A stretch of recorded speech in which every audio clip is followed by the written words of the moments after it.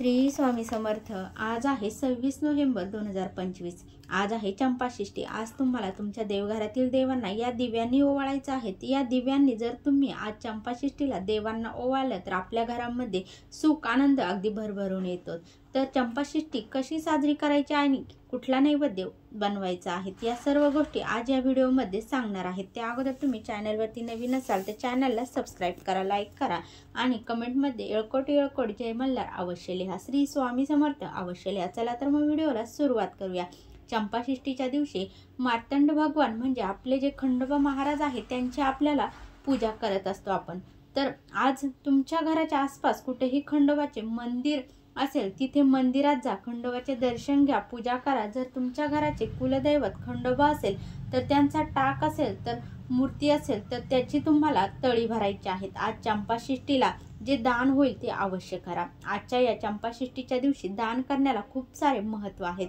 आज चंपाषष्ठीला या दिव्यांनी ओवाळा तर बघा तुमच्या आयुष्यात खूप सुख शांती आनंद भरभरून येईल। काही समस्या चालू असेल तर त्या सुद्धा दूर होतात। खंडोबा हे अख्ख्या महाराष्ट्राचे कुलदैवत आहे।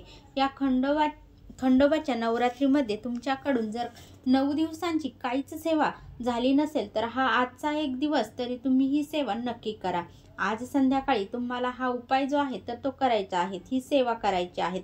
कणकेचे दिवे किंवा पूर्णाचे 5 दिवे बनवायचे आहेत। पूर्णाचे नाही जमले तरी चालेल पण कणकेचे अवश्य दिवे तुम्हाला बनवायचे आहेत। मात्र त्यात गाईचं शुद्ध तूप घालून ते दिवे प्रज्वलित करा आणि दररोज आपण जशी आपल्या देवघरात देवांची पूजा करतो तशीच पूजा आज संध्याकाळी करून घ्यायची आहेत आपल्या देवघरातील देवांची। त्यानंतर जे दिवे बनवले आहेत त्यांची सुद्धा आपण पूजा करून घ्यायची आहेत। नंतर देवांना ओवाळून घ्यायचं आहेत।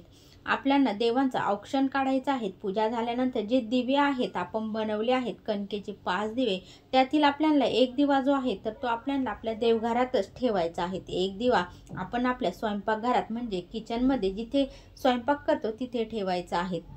यानंतर आपल्याला आपला जो मुख्य दरवाजा आहे तर त्या मुख्य दरवाजाच्या दोन्ही बाजूंनी 2 दिवे ठेवायचे आहे।